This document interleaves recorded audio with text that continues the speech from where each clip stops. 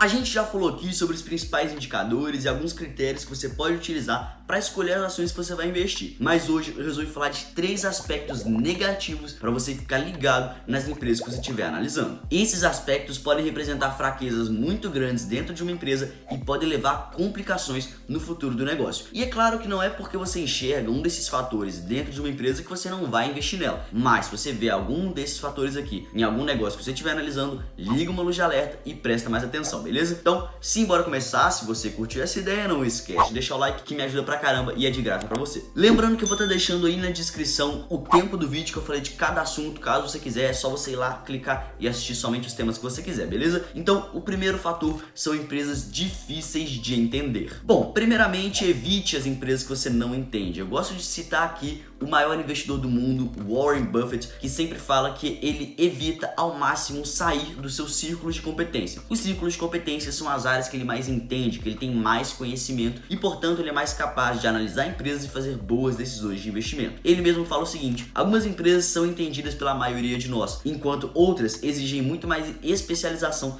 para avaliar. E é por causa disso que o próprio Warren Buffett ele deixa de investir em vários setores. Então, por exemplo, o Buffett não investe muito em empresas high-tech, aquelas empresas que recebem valuations, preços muito altos, mesmo tendo pouco resultado. Ele deixa de investir nesse tipo de empresa porque ele simplesmente não compreende muito bem a logística, a ideia por trás desses resultados. Mas eu quero ir além disso, porque além dessa clássica ideia de investir no que você conhece, existem alguns segmentos e alguns setores e alguns tipos de empresas que são naturalmente mais difíceis de entender. Então eu gosto de dar destaque aqui, por exemplo, para o setor do agronegócio aqui no Brasil. Apesar de ser um setor forte, né, no Brasil ele não é tão presente na bolsa e a contabilidade e os resultados desse setor podem ser um pouco mais difíceis de entender. Ou seja, compreender os resultados, as finanças, os balanços de empresas do agronegócio pode ser um pouquinho mais complicado do que do restante das empresas. Isso pode te demandar mais tempo analisando uma empresa desse tipo e também pode aumentar o seu risco, né, de tomar uma decisão ruim de investimentos, porque realmente é uma coisa mais complicada ali, uma coisa mais complexa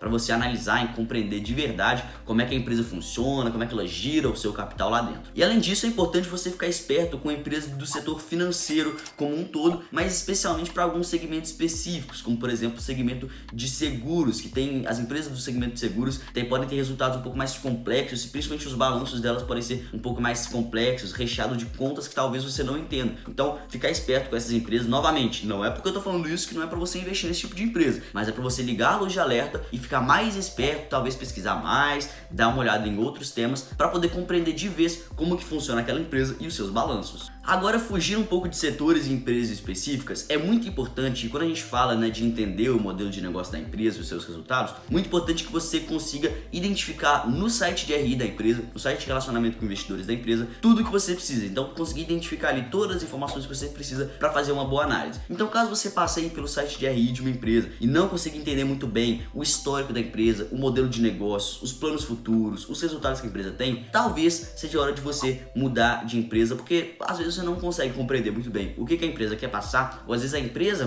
própria não explica muito bem como ela funciona, e aí você poderia acabar perdendo muito tempo tentando olhar para os balanços, tentando olhar para os resultados, sendo que aquilo ali não vai fazer sentido na sua cabeça, beleza? Então, liga a luz de alerta quando você vê esses fatores aí dentro de uma empresa. O segundo fator é o endividamento em dólar. Pois é, o segundo fator a ser evitado dentro de uma empresa são as dívidas em dólar. Afinal, dívida é um dinheiro que a empresa pega emprestado e vai precisar devolver no futuro, e não é mistério para ninguém que o real brasileiro historicamente sempre se desvalorizou em relação ao dólar. Ou seja, uma empresa que pega uma dívida em dólar hoje tende a ter que pagar um valor maior no futuro quando ela for quitar essa dívida, caso o dólar se valorize. Então vamos supor que hoje, né, em 2021, uma empresa pegue uma dívida de $1 milhão com o dólar a R$5.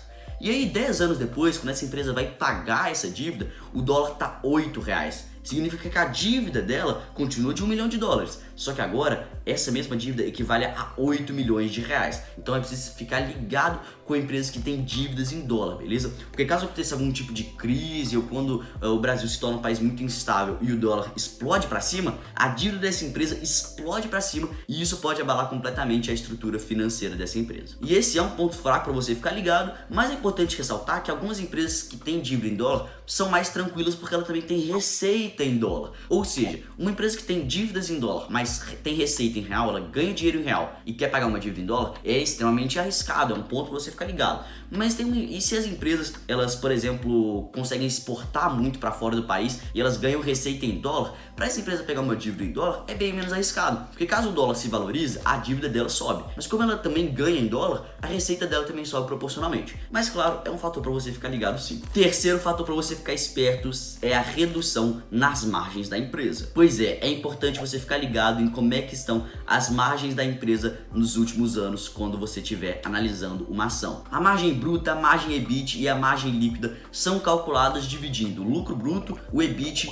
e o lucro líquido respectivamente pela receita líquida. E essas margens são indicadores fundamentalistas que mostram pra gente quantos por cento da receita líquida da empresa virou lucro bruto, virou EBIT e virou lucro líquido. Eu fiz um vídeo falando exclusivamente sobre as margens, falando sobre 3 indicadores fundamentalistas que eu gosto. Vou deixar ele aqui em cima para você entender um pouco mais sobre as margens, mas vou continuar por aqui. Quando a gente vê que uma empresa está crescendo a sua receita, está crescendo o seu lucro, está tendo melhores resultados, a gente fica muito feliz porque a empresa está crescendo, mas é muito importante você analisar como é que estão as margens da empresa quando os seus resultados estão aumentando, porque as margens dizem muito mais sobre a eficiência da operação da empresa e sobre as suas vantagens competitivas. As melhores empresas, aquelas que realmente têm muita vantagem competitiva em relação à sua concorrência, são aquelas que conseguem não brigar por preço e que conseguem manter uma operação eficiente ao longo do tempo. Dessa forma, essas empresas conseguem crescer ao mesmo tempo mantendo margens constantes e crescentes também. Por exemplo, uma empresa com poucas vantagens competitivas pode passar a sua receita de 100 milhões para 150 milhões em um ano, um crescimento de 50%